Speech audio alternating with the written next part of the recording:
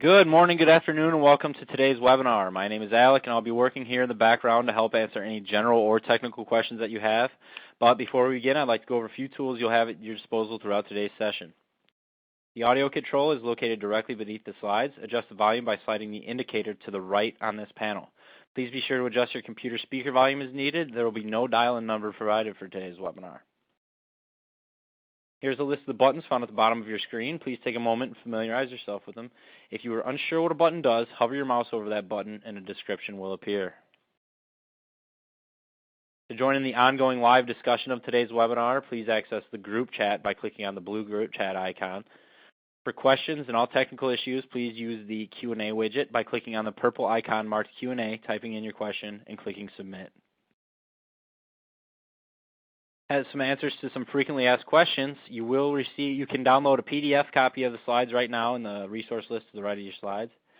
You will receive a follow-up with a link to the recording of this webinar. Please allow at least 2 business days before that information is sent.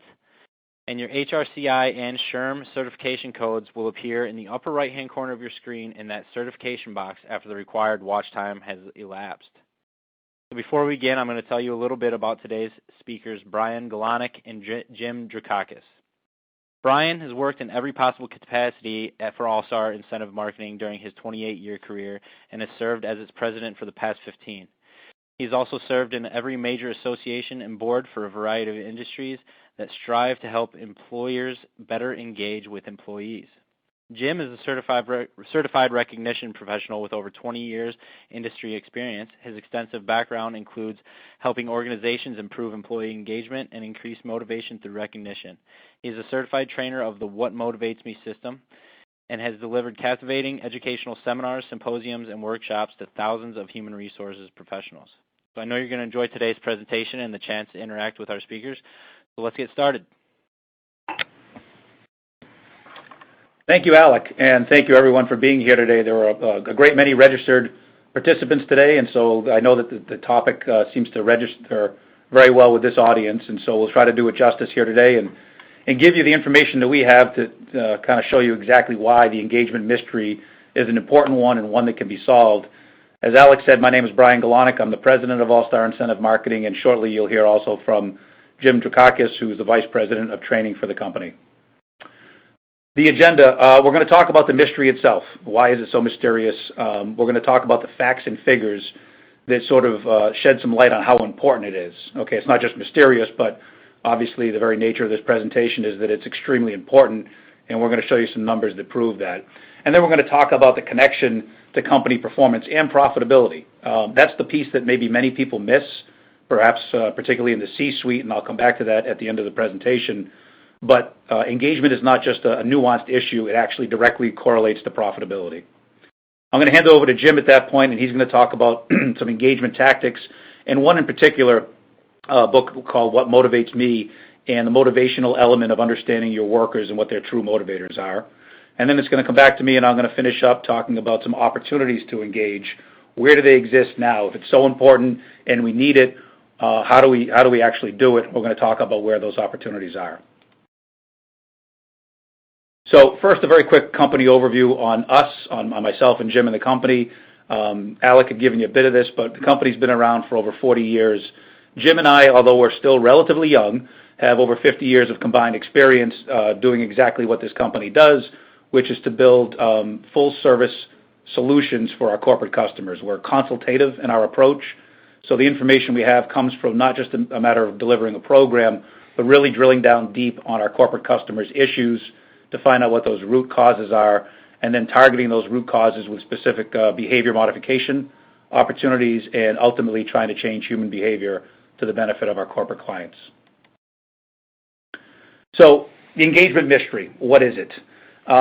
It's difficult, right? It's more esoteric. It's not tangible. There are other non-tangible things in your company like training, but nevertheless you can see the effects or even the process of training more easily than you can see engagement. So it is somewhat mysterious, and I think that's why there's over 500 people registered for today's webinar. I think everybody, many people have a very similar concept of it. So it can't easily be seen, as the slide says. It can't easily be described. You don't know exactly where to find it. That's part of the challenge and probably why you're here. And you're not sure how much of it you already have. There are ways to find out how much you have. but most companies haven't done them or haven't done it recently. And do they know what to do with that information, even if they can figure it out? And then do you even know why you so desperately need more of it?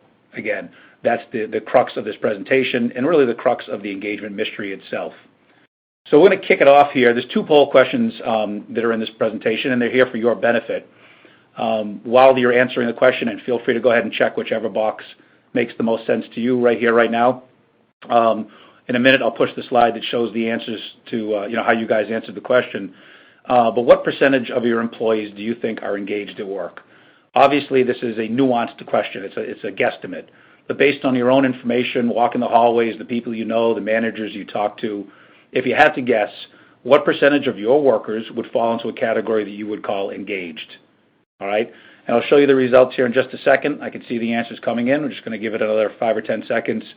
Make sure we get some good statistical information here for you. And by the way, as Alex said, the presentation is available to you, I think, in a download, but we'll also push it to anybody that wants it after. It will include these poll questions and results. Okay. So what percentage of your workforce do you think is engaged at work? Here are the results. Looks like, the 30 to 39 and 50 to 59 categories are the 2 top performing. 70 to 79 is right behind it. There's no easy analytical way for me to tell you what the actual average here is, but I think, and if anybody, well, you can't really correct me, it's a one-way conversation. To me, the average score on this list is somewhere in the 50 to 60% range. People on the phone feel that 50 to 60% of their workforce are actively engaged at work. So now we're going to jump into the number side, okay, and the reality of it. The State of the American Workplace study is done by Gallup. It's a wonderful study. It's been going on for many years. There's been over 25 million responses to it, and it's an ongoing study. They're always updating it on a regular basis, and the results have held fairly steady over decades now. And here's what it shows. Only about 30% of U.S. workers are engaged at work. Now, is it possible that the audience on the phone, that the average engagement level of the companies for the people that are on the phone is actually 60%, double the U.S. Average? It's possible. It's just highly unlikely. And I do this survey question, and I point out these stats specifically because we like our customers. I think one of the first eye-opening things is that most people greatly overestimate how engaged their workers are. Okay? The State of American Workplace study done by Gallup has a number of questions designed to assess engagement. And those questions, just to give you an example, it's 12 questions, couple sample questions here. In the last 7 days, I have received recognition or praise for doing good work. That's one of the questions in the study. My supervisor or someone at work seems to care about me as a person, or the mission or purpose of my company makes me feel my job is important. Those questions, combined and compiled, done by a very, very professional company, are what lead them to come to the recognition that 50% of U.S. workers are not engaged at work. That doesn't mean they're bad employees necessarily. In fact, most probably are not. But it means they're not engaged. They're showing up, they're there, they're getting their paycheck, but by and large, they're not engaged. And then the real scary stuff comes in here. 20% of U.S. workers in this multi-million person study are actively disengaged. They truly could not care less. Whatever reason they're there at work, it has nothing to do with the company's mission or goal. And together with the 50%, you got 70% of U.S. workers not engaged or actively disengaged. They go on to estimate that this is costing the U.S. economy somewhere in the $500 billion range. And that $500 billion is coming out of the pockets of all the companies whose employees could be more actively engaged if the company truly knew how to do it. So it's enormously important. It's a huge financial risk.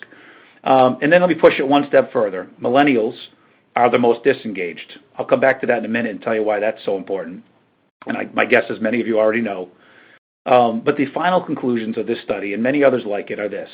Engaged teams and engaged workers have 50% fewer accidents, 41% fewer quality defects.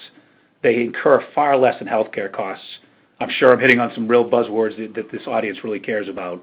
They last longer. They reduce turnover. The vast majority of registered participants in today's webinar are HR professionals. I imagine that matters a lot to you. So companies with high levels of engagement have much lower levels of turnover. They have lower absenteeism, they have lower shrinkage, and a whole host of other things that you can only truly improve in a company where you have engaged workers. I mentioned millennials a minute ago, and I talked about how important they are. Well, take a look at this, and I don't know how well you can actually see that graph on the screen, but I can tell you the only thing you really need to concentrate on are the orange line on the top and that bluish line on the bottom. The blue line that starts on the bottom left and now climbs to the top right are your millennials. They are now the largest part of the workforce in the United States. It's not that they're coming. It's not that they'll be here soon. They have landed with full force into the workforce, 53 million of them. And who are they replacing? They're replacing first and foremost the baby boomers. Okay, and that's the orange line on top that is beginning a very gradual decline. It's sort of remarkable that it's gradual because on average 10,000 a day retire, but a very gradual decline, and you can see where the lines crossed, and you can see where millennials have even crossed over my generation. And by the way, I am barely in that generation by about a year, but I'm a Gen Xer, but millennials are even past that group. Okay, so they're here in full force. They are the most disengaged group of the disengaged workforce, and they're enormously important to our company's success. They're also the ones most likely to jump ship. They're not like their fathers and grandfathers and great-grandfathers. They're not interested in working 40 years for one company, and if they do work a long time for a company, it's going to have to be for a good reason. Another couple stats here real quick just to finish driving this point home. Unemployment currently at 5%. That's the main number, obviously, that the government uses. There are underemployment numbers and what have you as well. But every one of them, okay, so you got the broad unemployment in red and the official unemployment in blue there. But you can see the chart that starts on the far left at 1999. You can see the trend in unemployment. And what you can see there is that even though we haven't reached the lowest levels of unemployment that we've seen in other boom times, if you will, we're trending in that direction, and we're trending there directly. And virtually everybody I read that talks about this does not project anything but this number going possibly lower, but if nothing else, staying flat for at least a measurable period of time. For 10 years, probably not. But the chance that we're going to see unemployment spike, which obviously is negative in a whole bunch of ways, but it does put a lot of workers in the workforce, the chances that that's going to happen anytime soon is minimal.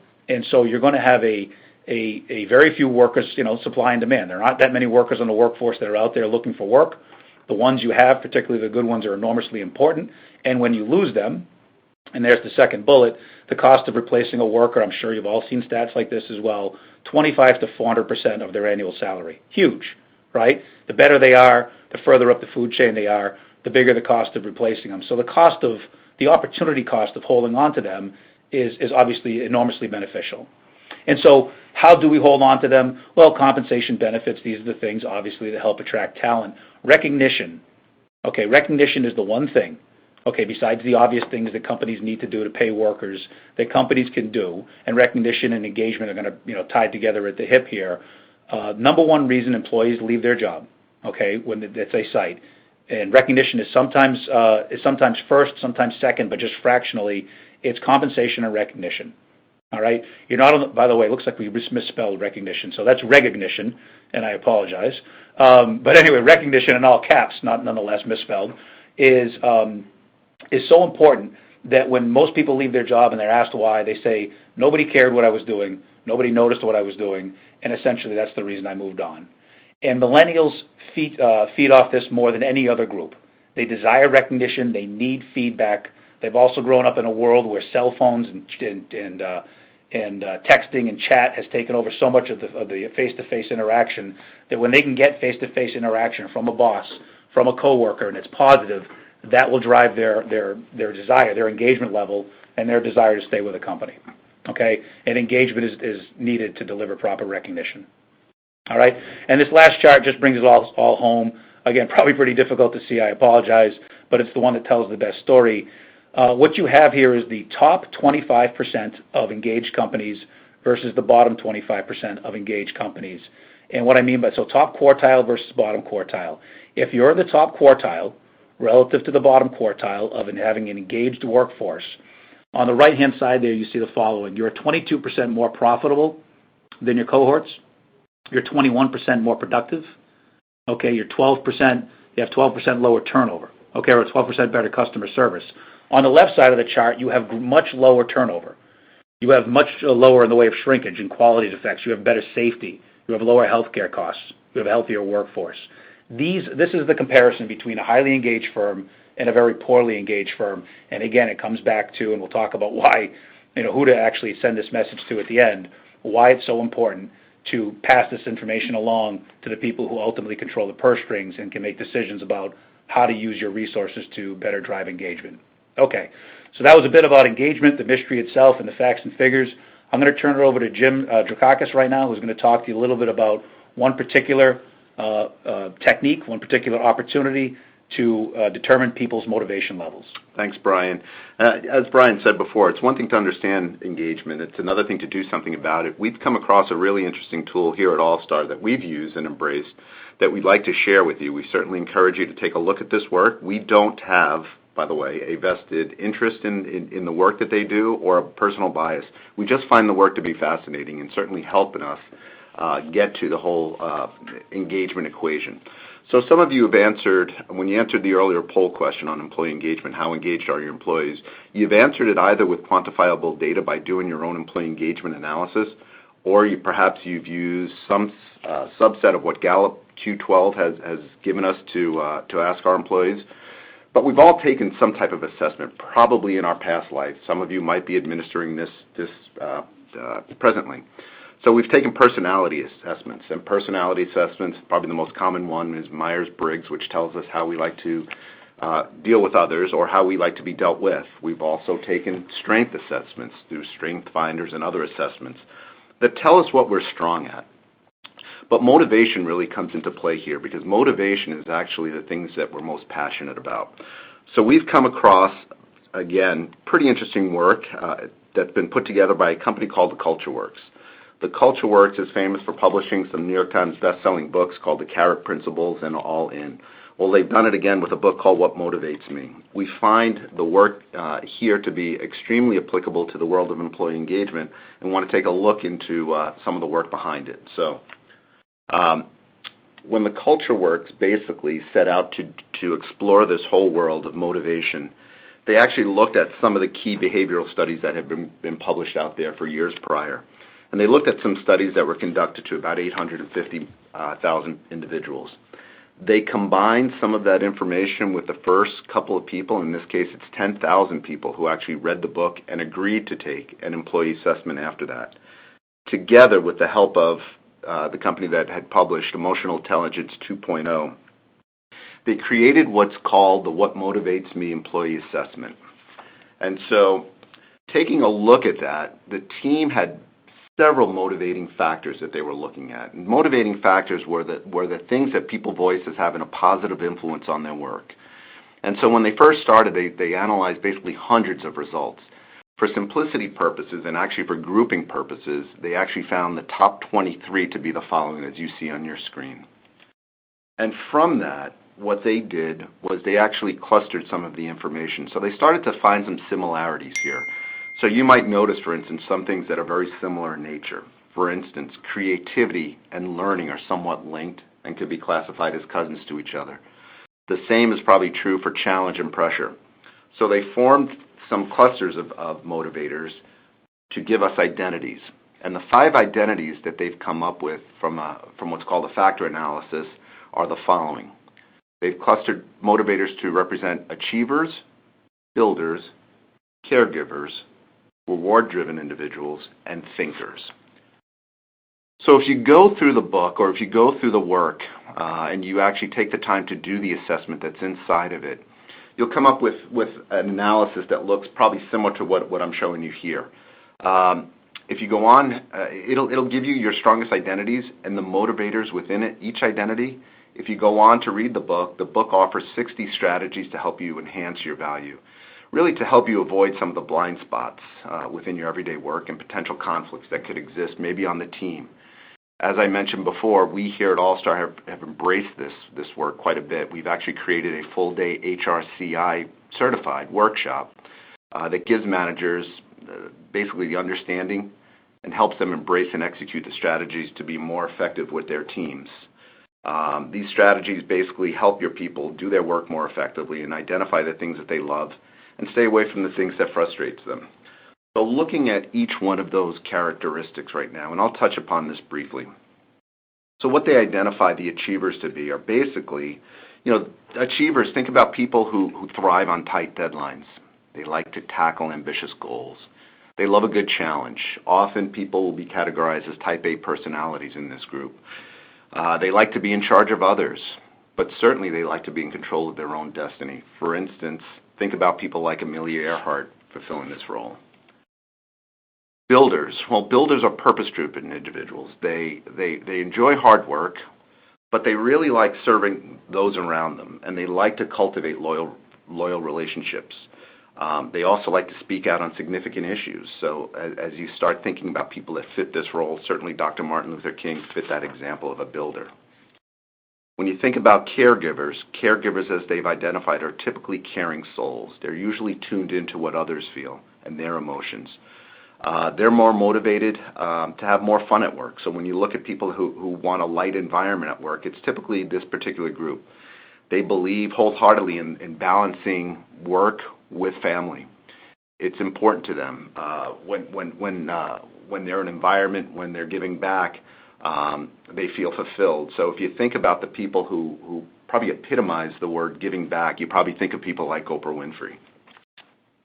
Reward-driven people are very purposeful-driven. They're typically extrinsically motivated. They're driven to compete. They love winning prizes, prizes in terms of money, applause, recognition. They love the admiration of others. They probably believe in the cocktail question, which is simply, what do you do for work? That question is extremely important to them. So if you think about people that fit that role, one comes to mind is Andrew Carnegie. And finally, the last group is called thinkers. And this group is typically very creative. They love to learn. They love a variety of routines or variety of work. They have adrenaline in what they do. They get frustrated sometimes with bureaucracy and red tape. Their work needs to make an impact on the world. So if you think about people that fit that profile, Steve Jobs certainly comes to mind. So as managers, it's extremely important to know your people's passion, but it's equally as important to apply it to the team dynamics. A good thing to do, and perhaps a best practice here, is think about new hires that come on board. One of the things that as I started to look at this assessment, I thought it could be a best practice to administering this assessment for all new hires, to really find out where team synergies lie. Where are the commonalities, things that you can leverage. You could also look at the unique aspects that people bring to work, see where there's potential or where there is potential for conflict. So if you understand this as a manager, and again, I started to look at this from the management point of view, think about the impact it could have not only on your team performance, but the working relationships within your teams. Think about the diversity of ideas and thoughts, and obviously the positive impact it could have on employee engagement. Great teams, when we think about great teams, and the things that we're starting to see is great teams are usually comprised of a blend of people that have different motivators and identities.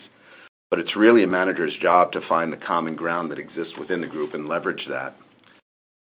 So once you understand the key makeup of your audience, you really need to look for an opening. So I'm going to turn it back to Brian to talk about different applications that you could embrace within your organizations.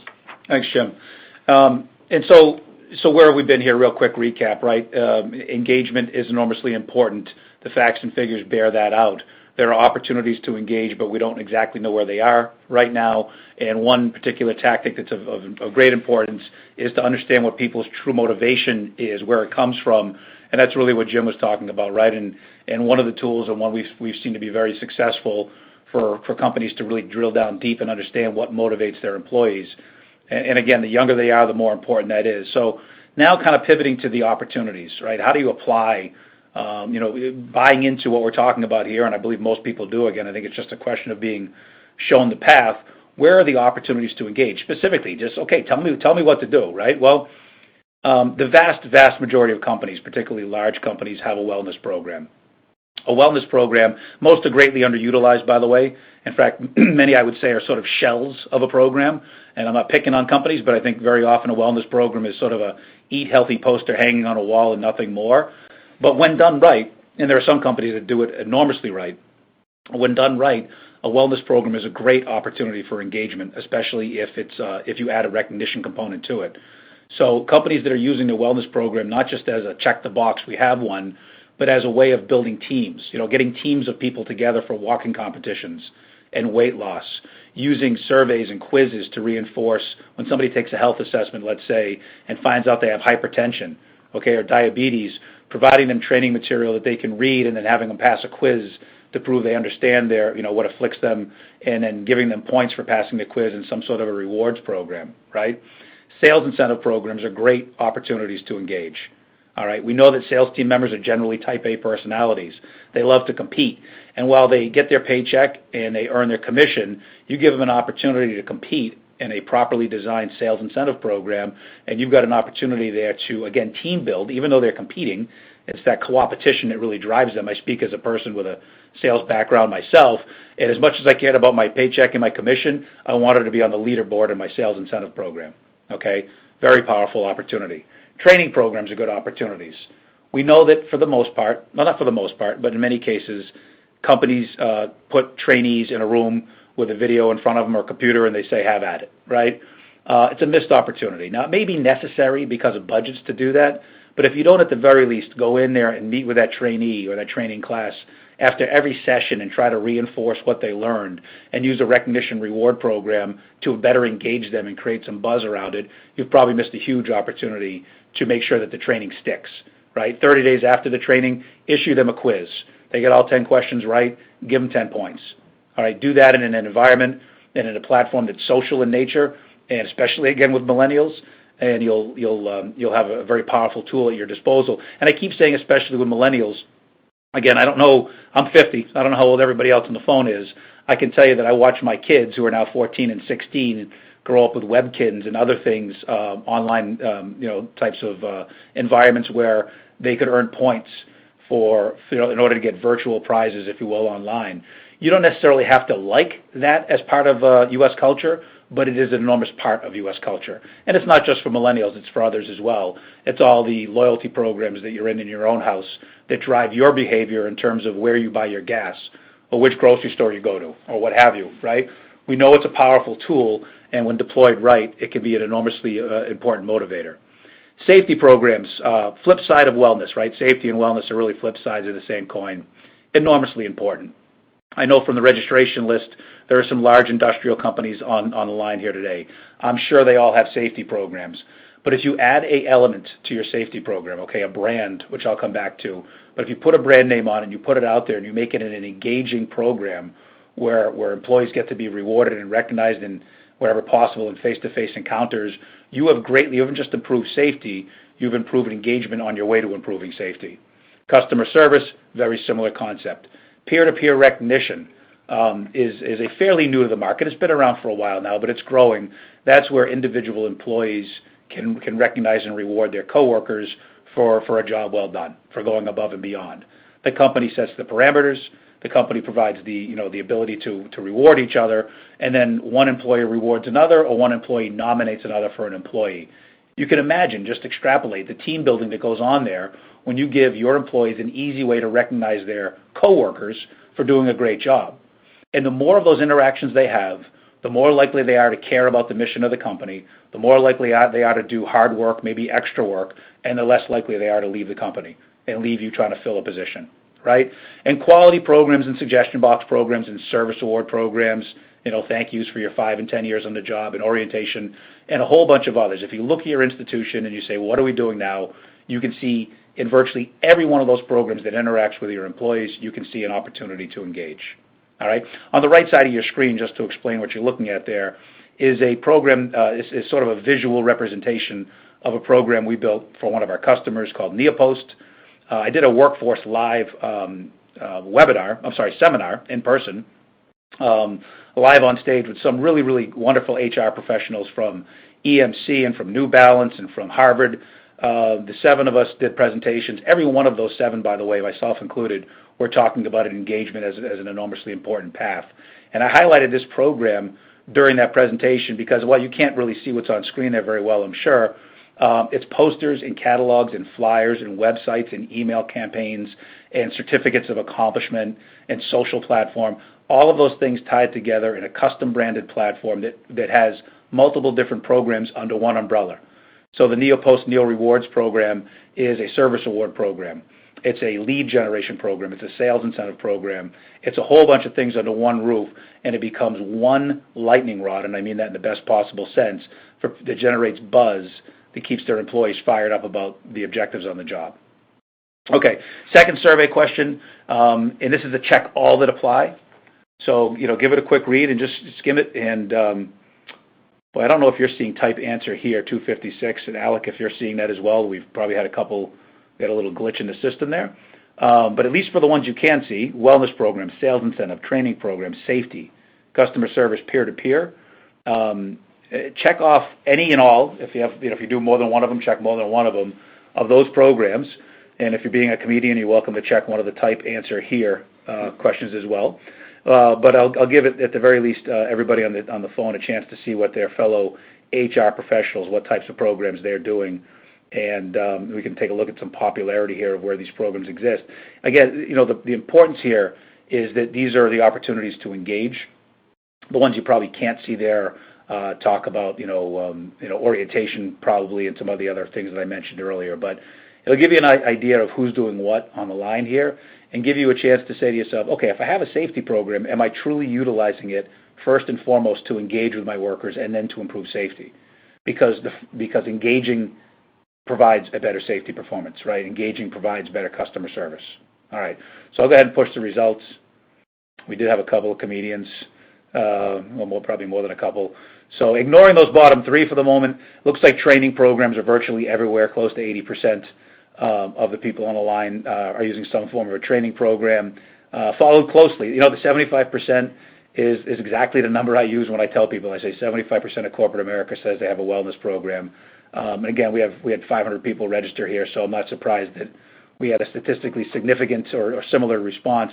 About 75% of you have wellness programs. Peer-to-peer, I'm very impressed.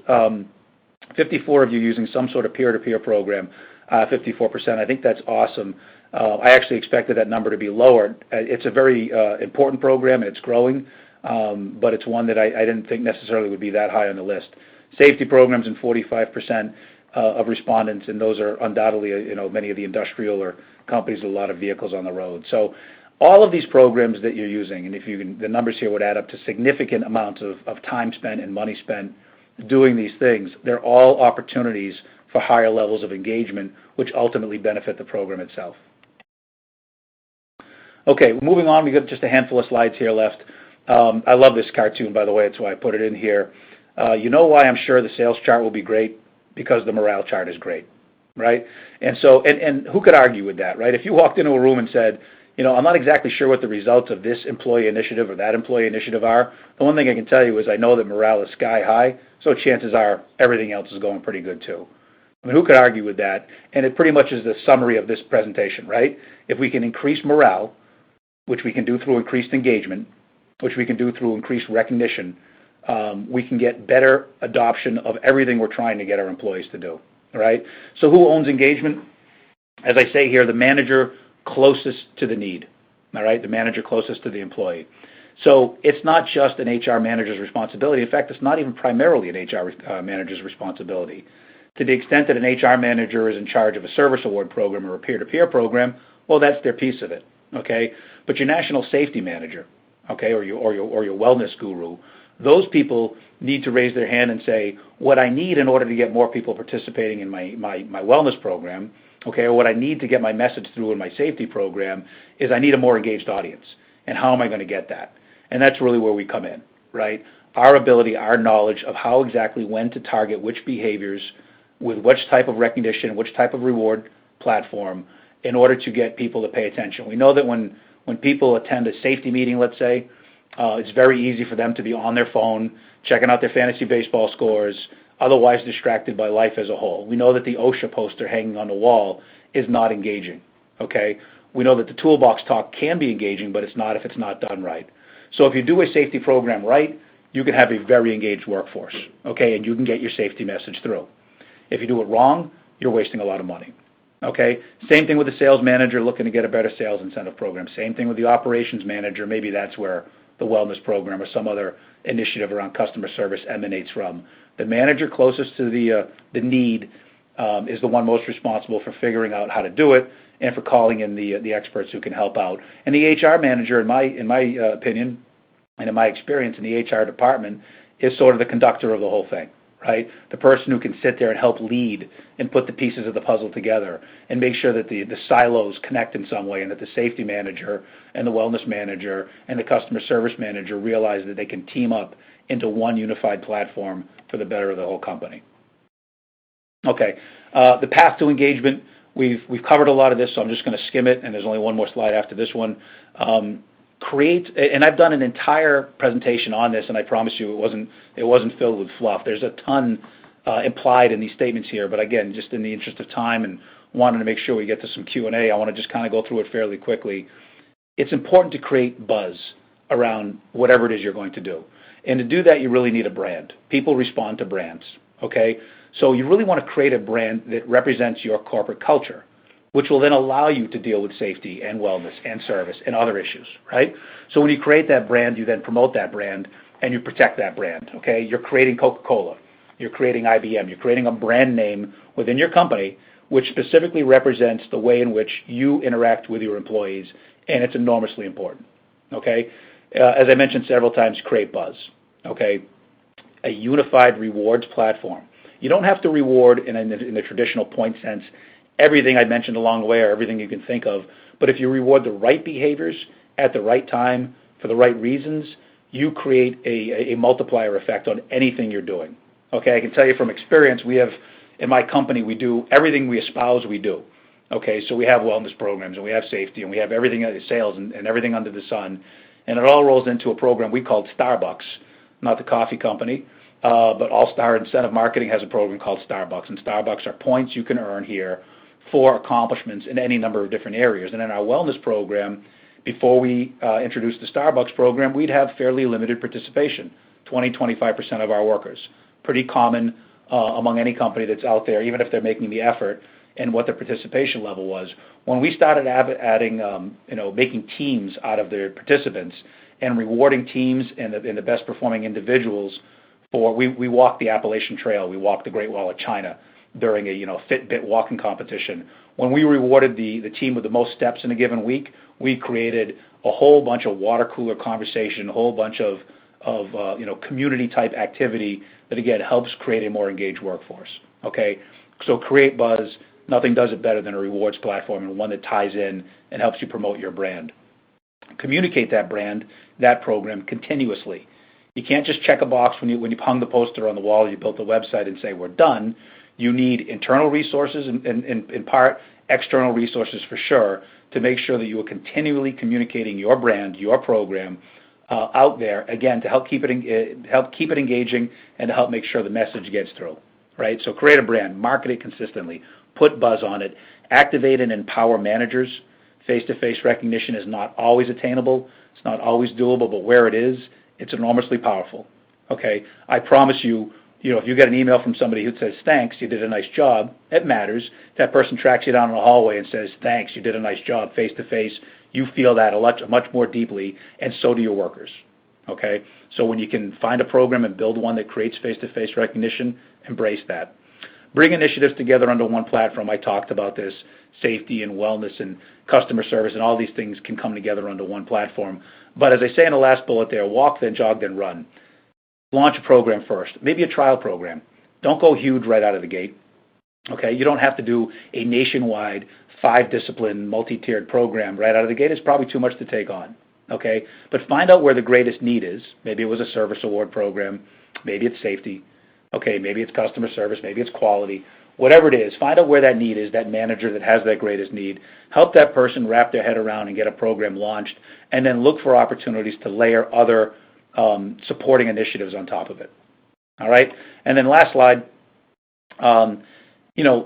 everything I just said, to the extent that it resonated with you and those of you on the phone, and I know there's many of you that believe this is the path, they're just unsure of how to get there and which resources to call in and which experts they need. And then when they do, one of the biggest challenges, who's going to pay for it, right? Where's the money going to come from? Where's the time going to come from? How am I going to get the C-suite to support it? Okay. My best experience in terms of getting a C-suite, the vice presidents and presidents of companies to sign off on a dotted line and say, sure, let's try that, is to reinforce what I hit early on in the presentation. Earnings per share, earnings in general, are growing in engaged institutions, and they're shrinking in non-engaged institutions, and the data is irrefutable. Okay? So to the extent that you have high levels of engagement in general, if that's the differentiator between you and your competition, you are going to enjoy success that they are not. Okay? So to the extent that the bean counters and the higher-ups care about money and profits, and they do, you go to them and you say, listen, this is a path towards greater levels of profitability. That should catch their attention right away. Engaged programs also produce a positive return on investment. That'll be the first question they'd ask you. It's the first question I'd ask, right? Okay, you want to do this. You say it's going to accrete to overall to volume and growth and profitability. What's the ROI going to be? The general rule of thumb is 4 to 1. The general rule of thumb for the programs I'm describing is 4 to 1. Obviously, there's a wide variety of types of programs and environments that could be contemplated with the people on the phone, but in general, 4 to 1, and in some cases, much greater than that is possible. I can tell you with our safety incentive programs, the hard dollar savings alone are in that neighborhood, and the soft dollar savings can be way north of that. And if you start factoring in the fact that a well-run safety program or wellness program can help also reduce turnover, you can get into much bigger returns. And you can prove it. It just takes a little bit of time. If time is an issue, at least relative to dollars, then like I said, start small, put out a trial program, a test program first to capture their attention, prove the concept in one division, in one region, at a location, and then come back and say, okay, now I want to go regional, now I want to go national. Okay? And, lastly, at the very least, I haven't met anybody in the C-suite yet that doesn't want their company, their company name, in the Fortune 100 best fill in the blank. Companies, places to work, innovators, growth, take your pick. Companies love accolades for all the right reasons. I promise you, if your company shows up in one of these magazines or receives one of these awards, the magazine will be on the president's desk, the trophy will be in the hallway, and people will be very proud of it, and the C-suite will be very proud of it. So these are good tactics for getting that C-suite involved early and getting them to realize how badly they want the benefits that come from a highly engaged workforce. And with that, Alec, I'll turn it back over to you for some Q&A. All right. Thank you, Brian and Jim. As Brian said, we are going to proceed into the Q&A portion. So please access that purple Q&A button, type in your question, and click submit. We do have some here in the queue, so keep submitting those, folks, and we'll get to what we can. So we have a question here. This participant asks, how much should be budgeted for each person in these types of programs? Yeah, good question. Right, I ended talking about money and getting the support for these programs. There's a wide variety so we talked about a lot of different types of programs, and therefore the answer is going to be certainly within a range. I can tell you when you get into safety incentive programs, you very often want to be in the $100 per employee per month. Some people do it as a percentage of payroll, 0.5% of payroll to as much as 3% of payroll. But as an example, I could say that safety programs become somewhat viable, particularly in the recognition reward side. If you can get into the essentially, $100 per employee. I'm sorry, I think I just said $100 per employee per month. I didn't mean that. I meant $10 per employee per month, $100 to $120 per employee per year is sort of the entry point for safety programs. Now, I can tell you that that's fine for certain types of companies that have safety issues. For companies that have really large vehicles on the road, I do a lot of programs within the waste industry that have very large, multi-ton trucks on the road, heavy equipment operators, mechanics, and very complicated, heavy-duty pieces of machinery. The budget there can be 2 to 3 times that size, so $200 to $300 per year per safety-sensitive employee. On a quality side or a customer service side, might be lower. On a sales incentive side, the entry point might be, the thing with a sales incentive program typically is all of the metrics there are driven around performance. So the budget could be anywhere from $0 per employee to $1,000 per employee, but the results would be driven by how well they do. When you get into wellness programs, when you get into service award programs, some people use the $50 per Right, Jim? You've done a lot more on the service side. $50 per 5-10 year. Yeah, it really ranges depending on the industry, but it's somewhere. Typically, what we see is somewhere in the range of $25 to $50 per year of service in that range. That's present day. For years, what we've seen is companies talking about anywhere between 5 and 15. Certainly, the companies that are on the progressive side of that now are spending a little bit more. So if you looked at, what I was talking about later in the slides about, merging programs together to create the greatest benefit, you can say to yourself, okay, well, there may only be, up to $50 per year in awards available for people that are really active wellness program participants. I'll give them $25, worth of points for taking a health assessment and X number of dollars or points for answering quizzes or making suggestions, and maybe there's also a safety component. But if you add those together, so now in many environments today, a company might give you a sweatshirt for this or throw you a pizza party for that, give you an award for this, but they're very disjointed programs and they don't have a lot of memory value, right? People can't retain and remember that they were rewarded these things because they're fairly de minimis in value and they're disjointed. When you can tie those programs together under one roof, as I pointed out in that Neopost program, and the same worker is earning points for generating new leads, delivering outstanding customer service, getting recognized by a fellow in a peer-to-peer program, that's where you can start to pool those resources together and create one unified platform that actually generates a great deal of motivation. All right. Thank you. Another participant is asking, in your experience, is monetary reward an essential element? Monetary, I didn't get into this. This is an entire presentation unto itself. I know many on the phone, again, based on how often I interact with HR professionals, I know many already know this. Cash is a terrible motivator. Not when it comes to a paycheck. Okay, I grant you that. People need to get paid, and obviously people join companies and want to know what they're going to get paid, and that getting them to walk in the door and stay. But for incremental behavior, and that's really what we're talking about here. Okay, we're not talking about paying them to do their job. We're talking about rewarding them for going above and beyond for their job, right? So cash is a terrible motivator, particularly on a long-term basis, for the types of incremental behaviors, wellness participation, safety efforts, sales efforts, right? Quality efforts, if you will, being a good employee, going above and beyond for the fellow coworker. Cash will fall well short of motivating behavior there, because even though everyone will tell you it's what they want, it's what I want. In my own credit card rewards program, when they give me the opportunity to redeem for cash, I will. But when I can redeem for a prize, okay, in an employee rewards program, that golf club, fishing pole, TV, whatever it might be that I get, I can ask you 5-10 years later where you got it from and why, and you'll know you got it from your company as a reward in a safety program or wellness program or some combined program. And the fact that you can attach the award to the activity that earned you the award is enormously powerful at making sure the message continues to get through. So from the standpoint of the reward mechanism, it's enormously important to reward people, not all the time, not for every possible behavior, but for the extraordinary behaviors, for the above and beyond, reaching 20 years of service for a company as an example. Rewarding for those behaviors is very powerful and can really drive future performance.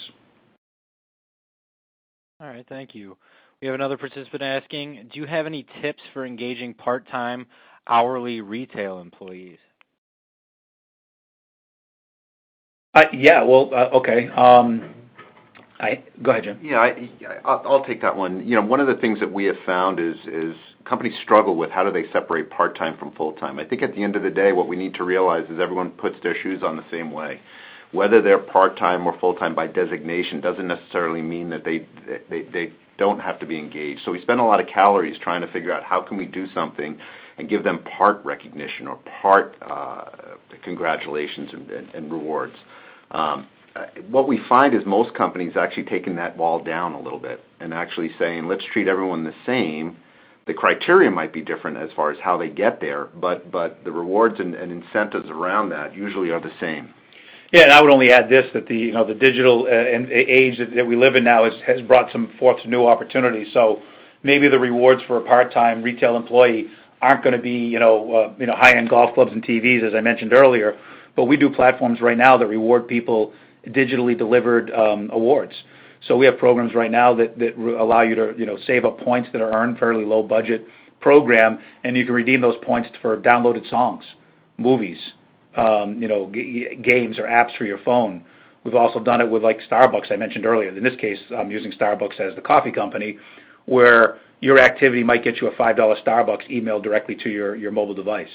Okay, so you can use relatively low-value awards in a still systematic program and reward people that are even if they're there part-time. I've even had programs that we've built around a workforce that is transient, if you will. This is heavy industrial dock workers, if you will. They're there for a stretch of time, then they're gone, then they tend to come back, they tend to jump ship. Truck drivers can be the same, particularly owner-operator truck drivers. They'll work for you for 9 months, they'll take 3 months off, they'll go work for someone else for 9 months and maybe come back to you. And you can bridge that gap, and if anything else, make sure they do come back to you by targeting the right program in the right way. And one of the things that we've seen here, the whole engagement equation, we've been focusing in on the reward part in our discussion right now, but there's a couple of other factors that go into this. Communications is one, training is another, as we touched upon. Measurement certainly is important, and then certainly rewards. But even if we take the reward component out of it, there's certainly other things that you should be doing consistently. Certainly on the communication side, training them the exact same way, and measuring their results. So those things stay consistent. Perhaps the dollars spent on the reward component do vary. All right. We have a participant here. This question's a little longer, so we'll get through it here. Our corporate culture is one of constant change with multiple requirements, straining resources. We have many of the programs and benefits you espouse, yet we do not have employee engagement. Is it possible to obtain employee engagement in such a culture? So it's a great question. But obviously we're a little bit limited in contextually. Obviously, the first thing I would do is we would do a deep dive. We've got systematic questionnaires to really drill down deeper to find out where the pieces of the puzzle are not connecting. So I can only extrapolate in this particular case. What I would say is I'm wondering if those programs have been unified in the way in which I described in the presentation, right? So you may have many of the components or all of the components I just described, but if they're somewhat disjointed, if they're inconsistently applied, they're here today, gone tomorrow, or this is an effort, but it's on an island, and that's an effort, but it's on an island. That there's an opportunity where there's a synergistic thing that can happen. And I think we've all seen this before. 1 + 1 can equal 3. So they may be falling short right now. And even if your gut says, oh yeah, well they're sort of connected because we have this. How connected are they really? And if we can connect them at a better level, we would probably have an opportunity to see the same amount of spend, effort, and dollars result in much better, produce much better results.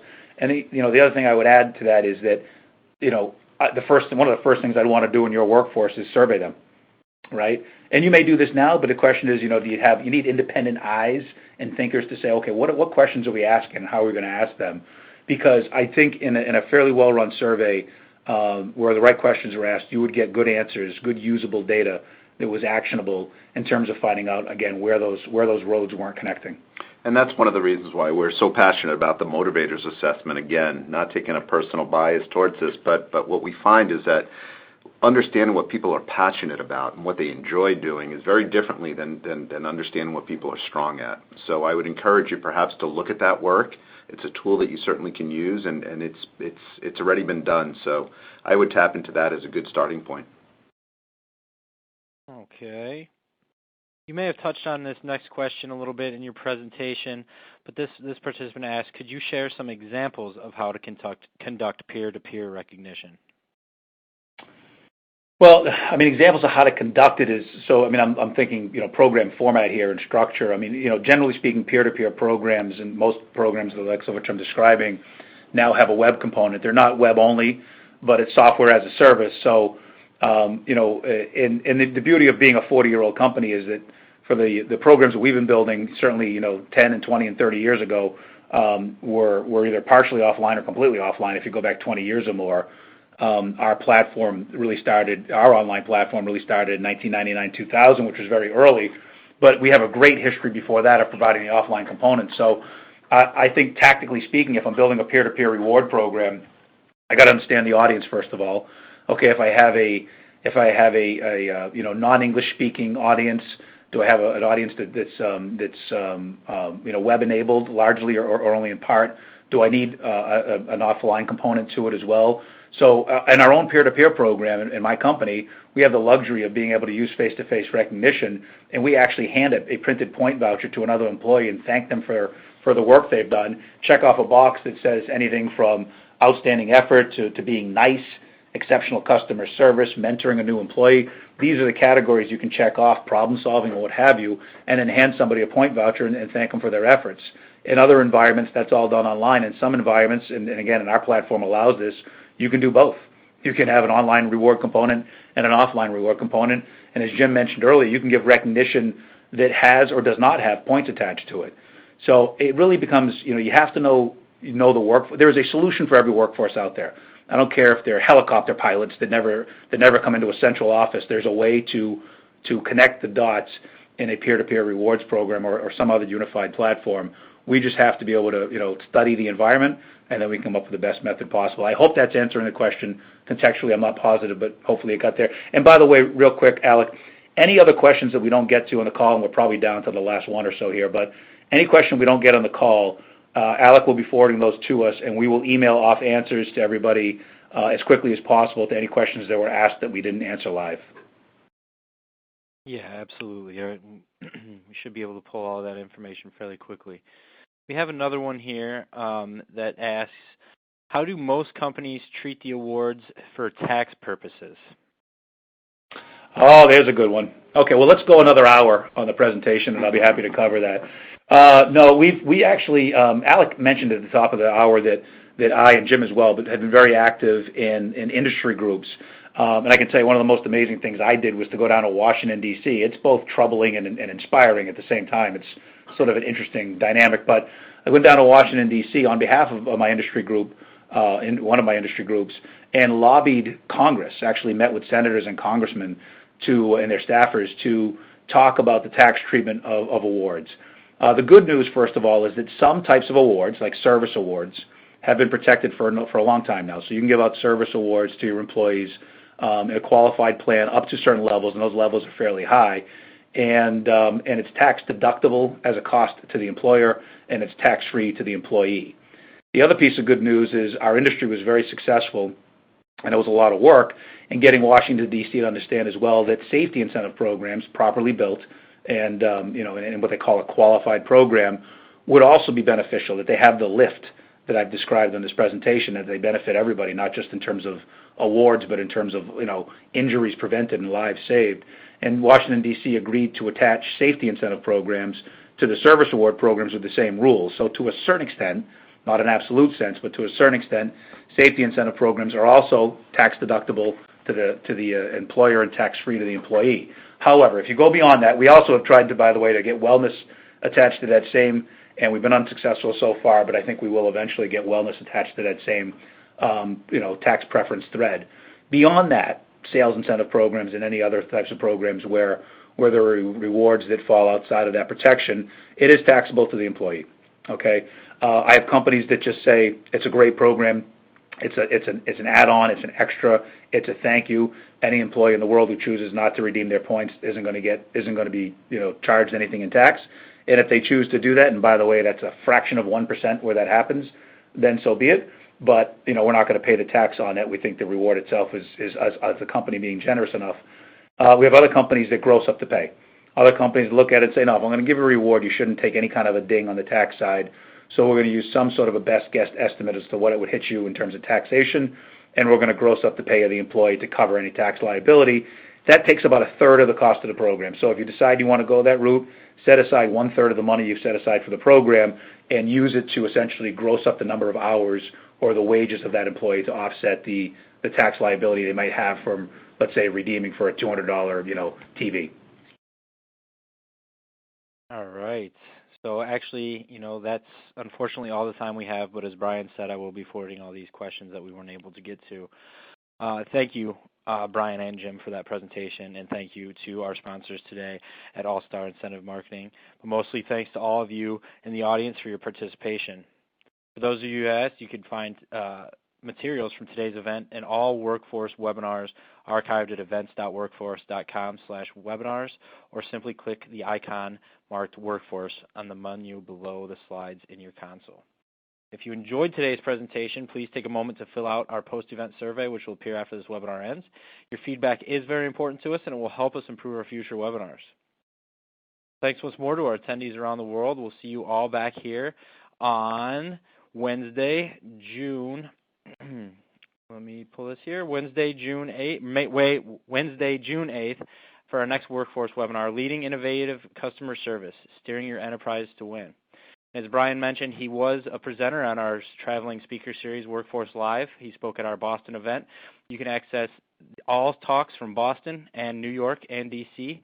at events.workforce.com/videos. Thank you for attending, everybody.